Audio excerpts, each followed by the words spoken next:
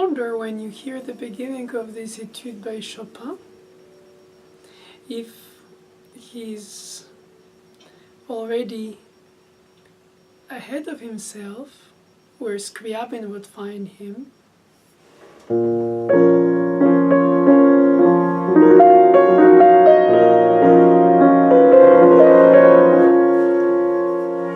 Or at the same time pivoting back to Bach.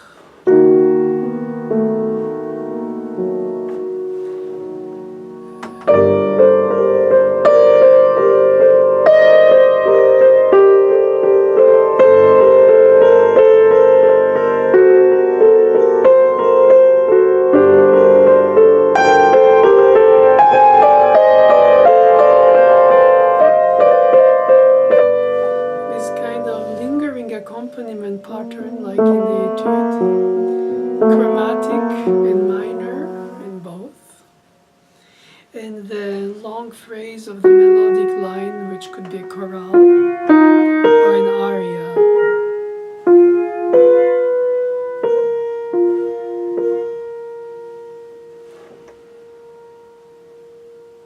In between Bach and then Scriabin, if we can look at it in a bird's eye view, flying over the time periods and dreaming how Chopin would have written had he been old enough to have been at the end of the 19th century, alive. But he was, by inspiring so many composers, nothing but Fauré.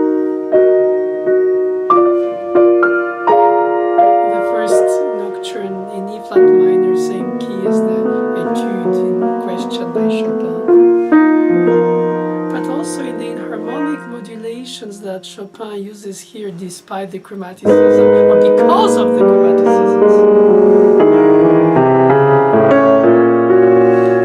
This kind of movement, pivotal change, where you find yourself all of a sudden and then back in the dark. These inharmonic changes of moods, chiaroscuro for the shadow light, or you can find a lot in Schubert when he is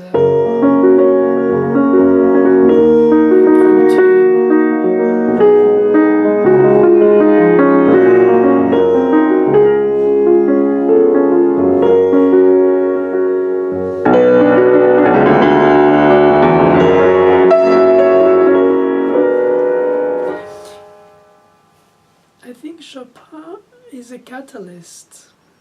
He seems to feel very much more the musical descendant of Bach rather than Romantic era modern towards atonalism, composer opening doors to other things to come.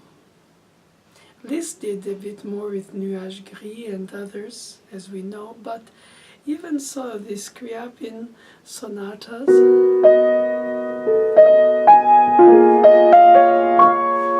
he has this kind of wandering color atmosphere, that mood that he creates, and you don't know.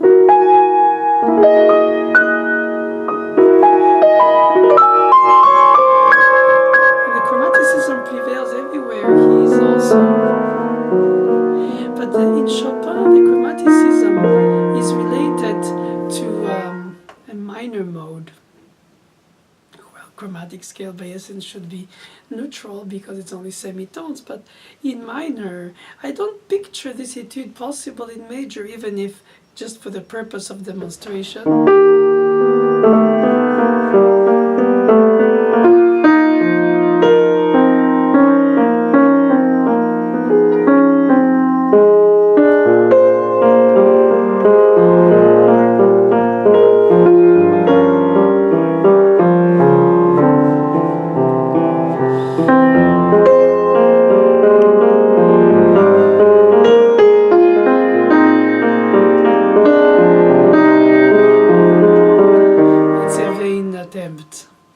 The proof is not anywhere, because we play what he chose to do, which is minor. And on top of the accompaniment pattern being chromatic with semitones, he bypasses the semitone to do the diminished third, which adds to the anguish of the chromaticism by this dissonance. Had he done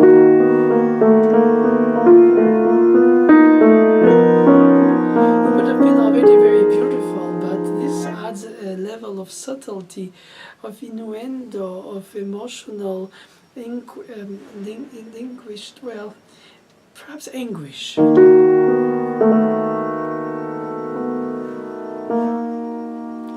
it transforms the accompaniment pattern from semi-steps in a melodic sense to a harmonization, be it altered, because normally it should have been, if it was the right, use natural notes of E flat minor, but he raises the second degree and he keeps the sixth degree obviously flat to be in minor. So in a way, de facto with the pedal you obtain the chord, whenever in the other ones you can't. If you pedal them, then you smear. But if you pedal this, then you don't, because it's harmonized while melodically intertwined in accompaniment. That's why I suggest to use the finger pedal.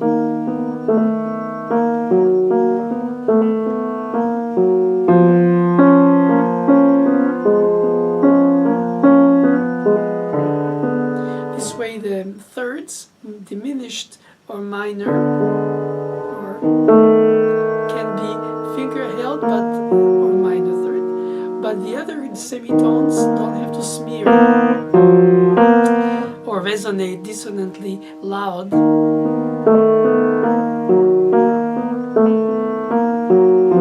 can do a selective pedaling by the finger pedaling. This way you carve, you sculpt, you phrase, you shape the pattern of the accompaniment, which would be a viola part if it was a quartet with a violin 1 and 2 and the cello in the bottom. That's and therefore.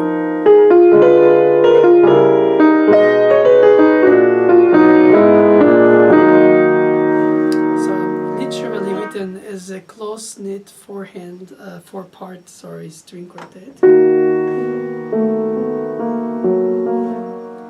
which in the later section will become with a deeper basis in octaves.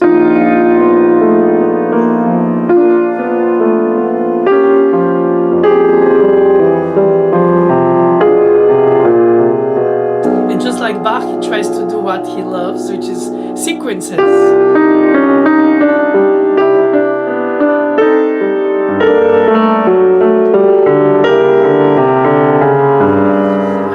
Studying keyboard harmony in Mademoiselle Boulanger's class, and she was making us do the circle of fifths with chromaticism in 4 parts. Sequence.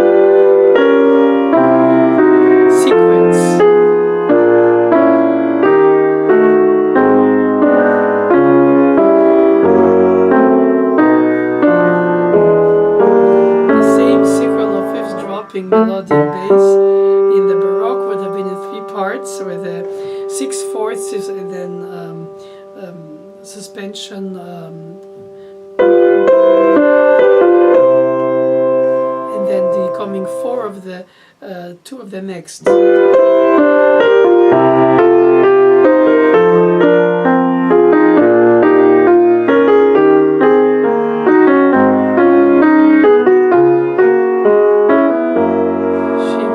Teaching us these sequences, but more as a concentration tool to focus on the functions and the modulations and the reproductions of the pattern, differing on the keyboard structure because of the design of the keyboard, but musically reproduced and never written down. So you have to always configure out the harmonic progression in each tonality while we're producing the pattern. It could start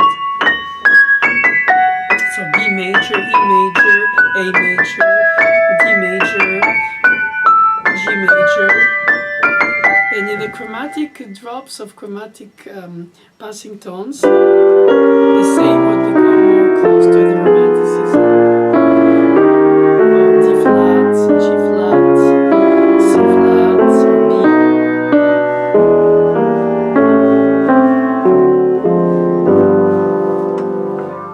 I think she believed that keyboard harmony through practicing of sequences predestines you to learn the grammar of the movements in most of the pieces you play. For instance, you could do another one.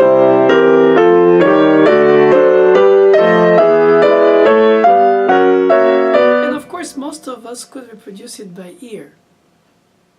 Oh, those who are pianists, by fingers. And correct with the ear when... So fix it on the spot. What she wanted is you to call the next tonality so that you organize your thought about the function and not about the sound. So you know which is raised, which degree, which is dominant of which is second degree of which is 5th degree of which. And so you picture how this grammar of music enters in the syntax of the phrase. And you realize that when you read a piece like Chopin's Etudes sequence, he's the dominant of E flat, it goes to F minor, so the dominant of C minor. And he peoples it with suspensions which in fact are repeated, therefore they should be considered appoggiaturas, but it's probably because of the long decay that the pianos of his time didn't have, that he had to restrike it. Had he had a modern piano, he would have probably held all these right hand suspension dissonances, which are so beautifully tense building.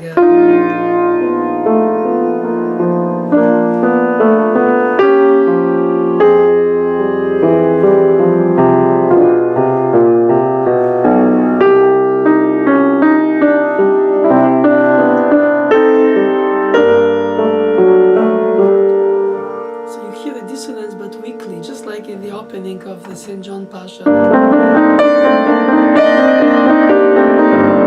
course, it's not written for piano, it's 2 oboes. But nevertheless, the oboes minor second, it's a representation musically of the pain of Christ for the Passion that is going to be displayed of his.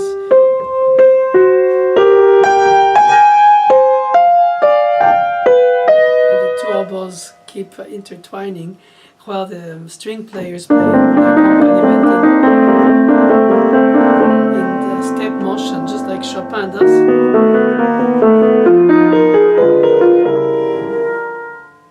Probably Chopin did not think of being neo-Baroque, but I think he was considering probably not himself as a romantic composer in the sense of only free expression, but also formal and harmonic progression composer. Not just melody accompaniment, but also. And if, of course, he restrikes them here for the piano, is that obviously the decay would have not allowed. So it's the dissonance is more painfully stricken rather than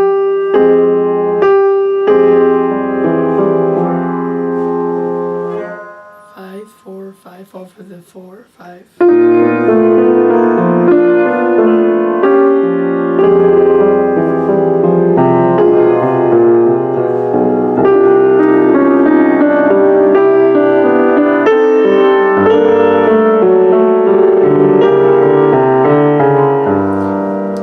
And then in harmonically, he's all of a sudden in E major when he could have continued.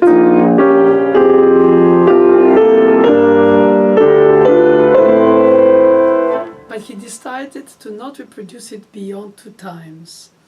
It's probably what also was in the unwritten or written rules of the Baroque times, is that you don't reproduce a sequence more than 2.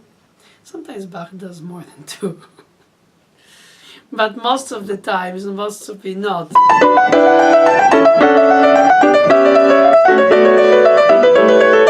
Sometimes he likes to do the whole 7/5 of the tonality. But in this case, he interrupts to go to relative major, what could have been the relative major, given that he's in E flat minor. He would have gone in G flat major, which would have been really expected. But for coloristic atmospheric surprise change, he's in F flat major. If it were flat 2, which is E major in E flat minor, which is of course in first inversion of the Neapolitan sixth, so he can go parade in E major and then within a split second back in the deeply sad E flat minor. Even at the coda he does.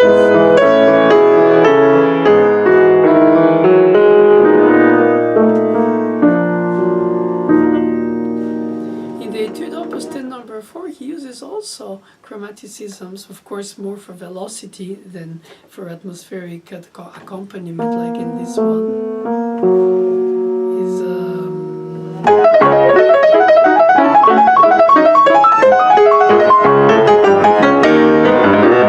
Both hands, obviously.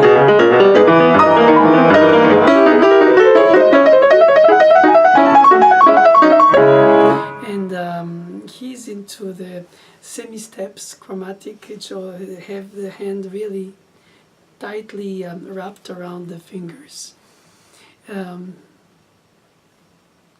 obtaining from the edge of the keys a precise and fast elocution, like an articulation of quick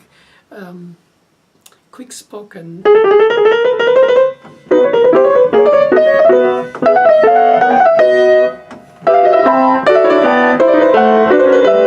Also a sequence of fifths, just like in Bach.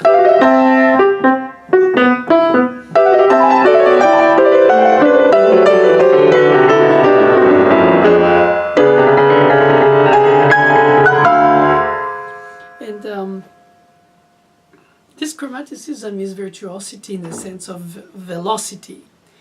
And it's impossible to compare the chromatic velocity of Opus 10 number 4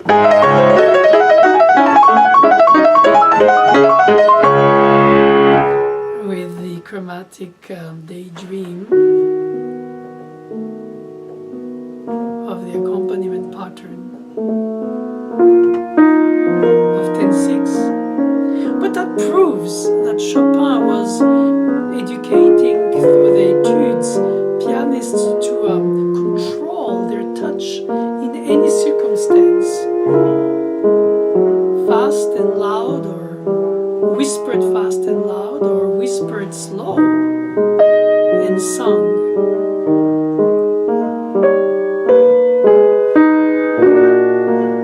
Not associating technique only with velocity, but also with control of the layers.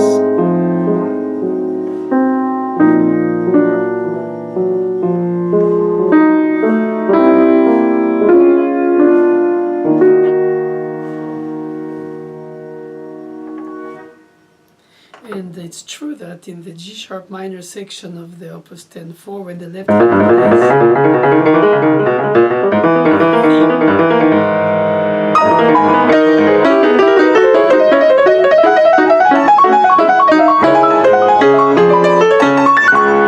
and then you have this long sequence of chromaticisms in both hands,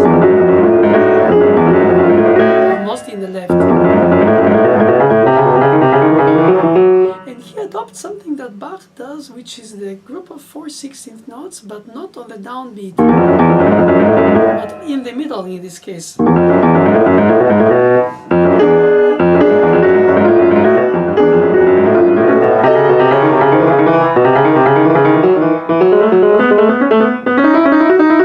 So reaction of infinite flow. It's without end. Bach uses it most in the 2-3-4-1 rather than 3-4-1-2. That gives an impulse in the offbeat in this case. And the beat is on the beat, obviously, and the left hand starts the group of 4 consecutive, but off the half of the beat, so it's 3-4-1-2.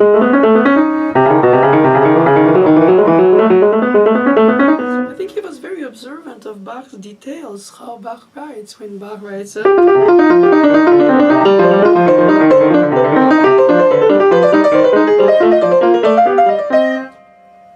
2-3-4-1, 2-3-4-1, and Chopin is 3-4-1, 2-3-4-1, 2-3-4-1, 2-3-4-1, 2. But not 1-2-3-4-1, 2-3-4-1, 2-3-4-1. Even in the chromatic A minor of Book 2, Bach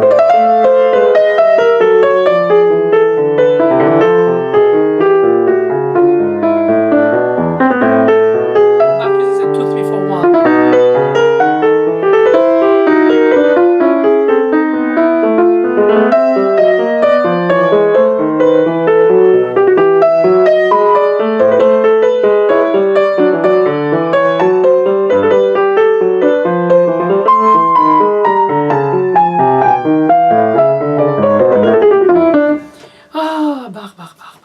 Always Bach, Bach, Bach. Everything Bach, Bach, Bach. Chromatically, mostly in minor too. C sharp minor, Book 2.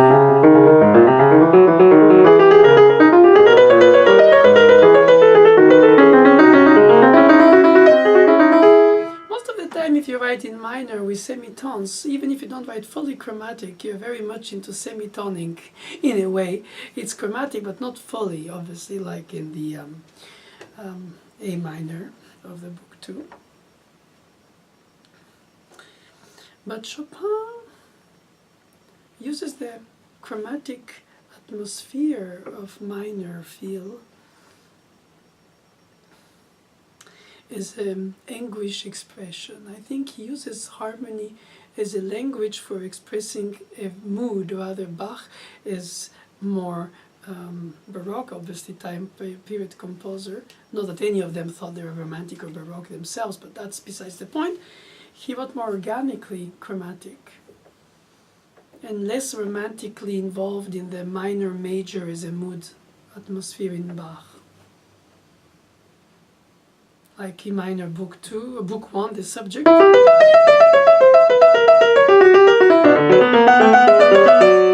Frankly, it's not a sad piece. It's very energized, it's driven, it's dark in the atmosphere because of the colorization of the harmony, but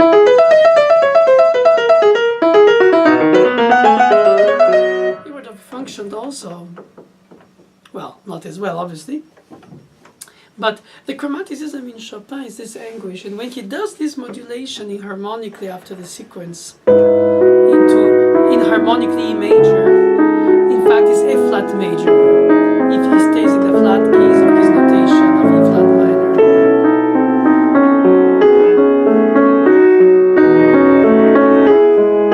Immediately the major section, Chopin uses much less chromaticism. He only becomes semitone chromatic when he goes to the relative minor of this E major, C sharp minor in the next sentence. Again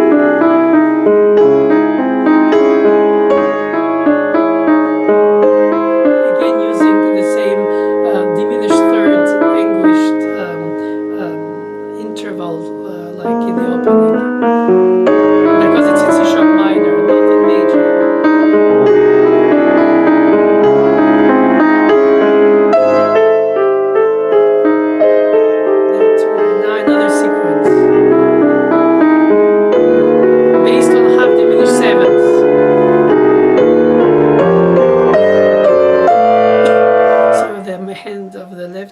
Playing the part of the left hand, playing ascending thirds with octaves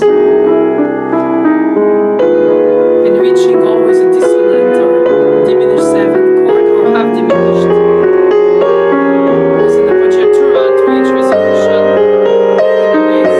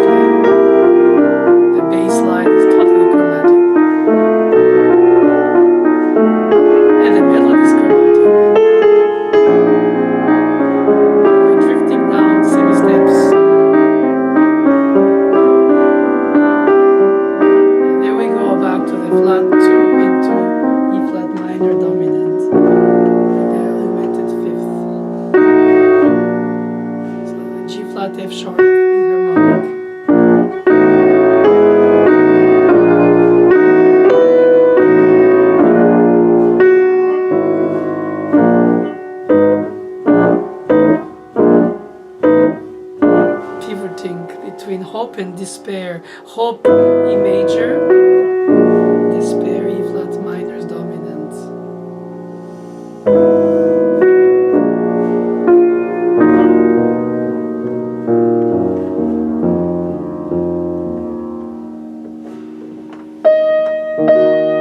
And at some point you hope it will come in major as a relief after this anguish, some kind of redemption, but no. He stays harmonically and mood-wise in minor.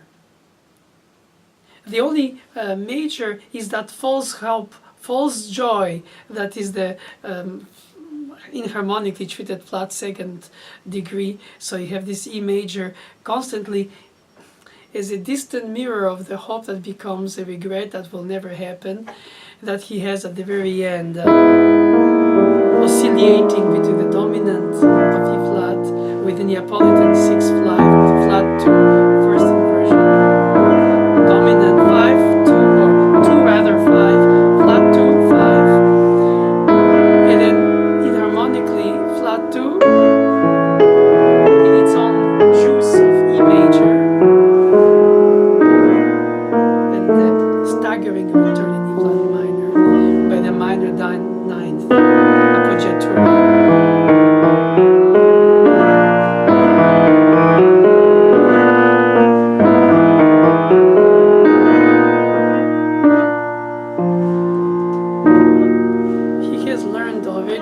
His quick studies, since everybody died so young then, they didn't have time to develop courses of learning. They absorbed the musical language and grammar of their predecessors for the little they had exposed of to be exposed to, since they didn't have such libraries as today or access. But nevertheless, the usage of delayed resolutions, the creation of an emotional atmosphere for release and tension, instead of just bluntly so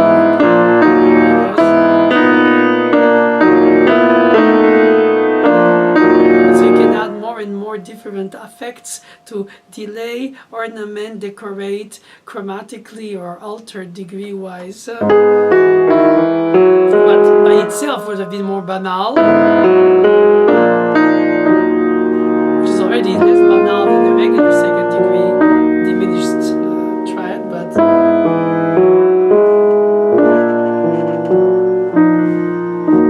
he oscillates in this almost last line between the two, like he never did since the beginning, just as to say, which way, this way or that way, will my destiny fall to be? What if it was a major?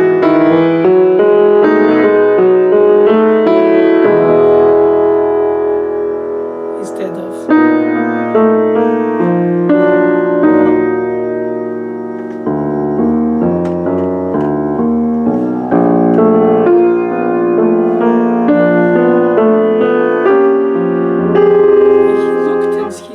and he heard, and he probably was literally infected by the beautiful chromaticisms of Bach's when he uses the not only diminished third as he does, but also the diminished other intervals. For instance, when you have the fourth.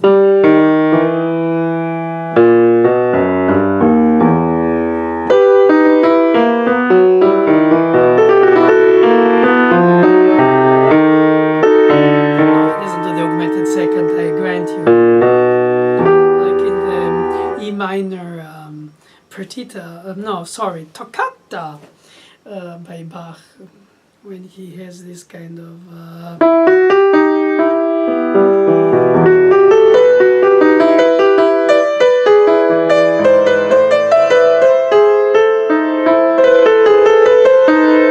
almost every beat has an effect of an accacciatura or of a leap, of a diminished fourth, diminished fifth, and Chopin is into the diminished third.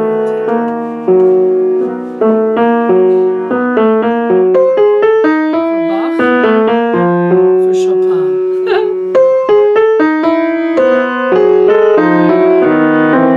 I was a bit audacious to superimpose them, but that's not the point.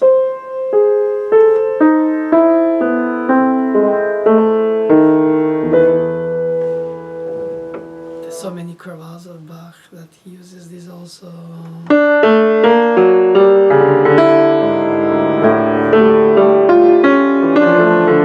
So we don't know. I mean, personally, probably some scholars must have, I think, researched of how many precise works of Bach Chopin knew of, or was presented with, or managed to study from, and which ones. Is it specifically few, and which ones? And of course, the limited access compared to today makes us wonder if some of those similarities are directly inspired in some kind of intuitive or subconscious way that he reproduces it. It's difficult to try to find that, because the point is that the harmonic language of the tonal system allows for these kinships, while at the same time retaining the specific stylistic color, character, atmosphere of each composer. A Schubert, a Chopin, a Brahms, a Liszt don't sound like each other, while all of them use the vocabulary and the grammar of Bach's tonal system. Which is to say that it's a chameleon, that tonal system, allowing to be, if not hijacked, at least customized by the stylistic needs of later composers than Bach, who influenced more or less or more by him and his time period, reproduced something in a continuum. I don't think they were trying to be per se innovators. Perhaps Bach asserted some innovation, and Beethoven did too, but perhaps Chopin, Schubert not really, Mozart not really too. I think they were sort of navigating on the tracks that they received, and then enhanced it with their melodic, incredible imagination and emotional drive, and giving us unforgettable feelings to share with our audiences of today. Just giving us sheer humanity. Regardless of their talent, is the quality of their humanity, their generosity to translate this to us and leave us today, even if it's an etude, or if it's a prelude, if it's a sonata, whatever.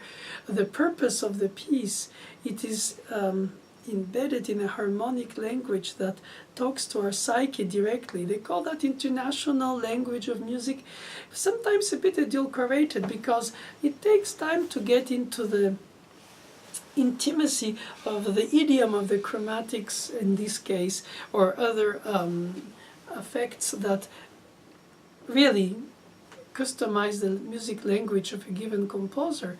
And so it's not that universal on the first degree, because then inevitably, if everything was so universal, everything would just blend and sound the same. So there is some level of sophistication, but at the same time, once you unpeel the fruit, you rediscover the sequences used with circle of fifths, even if altered, even if with suspensions, even with chromaticism, even if with delays, all that for the purpose of an expression, in terms of not just impressing by its complexity for the sake of it, rather the complexity, in this case of the chromaticism, for the sense of anguish that is inside, and the duality between E major and E flat minor. Which way will it go? Destiny of hope or destiny of dismay? I mean, come on. He's dramatic in these last few bars, where he literally oscillates between the two without a resolve, until finally dropping in E flat minor. But that kind of usage of the harmonic language really touches our souls, despite and beyond the time periods on which is intended to be played. Obviously not today compared to then, but when we play the then, it seems now. I don't think that anybody who plays Chopin thinks they're playing a museum piece. I think while they play, practice, try to perfect it, or just try to go through it. At whichever level, it is present, it's not past. And the dialogue between the score and the student, and perhaps a trialogue with the teacher, and then of course a quadrilogue with the publisher, and then quintologue with the recordings, all the different sources bring us to inform enough our intuition, or to reassure our intuition or question our intuition, and then bring us to a further understanding of what we would like to cherish in the piece and how to bring it to fruition. In that sense, it's universal because it touches directly the soul once it's played. But in order to filter it through one's own psyche, one's own intellect, one's own understanding of the harmonic language and the melodic effects and the chromaticisms and the suspensions and the delays, which create this atmosphere that is probably unwordable, as in no matter what I try to explain. Of course, I know I will fail because I don't have the vocabulary, and even if I had it, it probably doesn't exist, which is why music itself is. So probably it is universal. And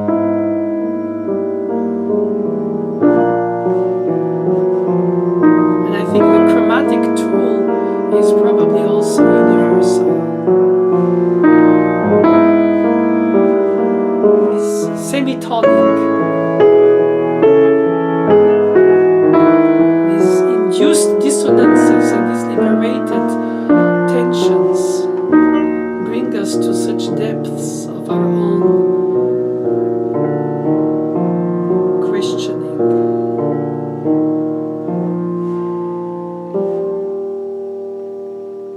And if anything, that ending of Chopin, after these multiple bars of hesitation between minor and to finish with a Picardy third, is really, I think, a very nice bowing to Bach.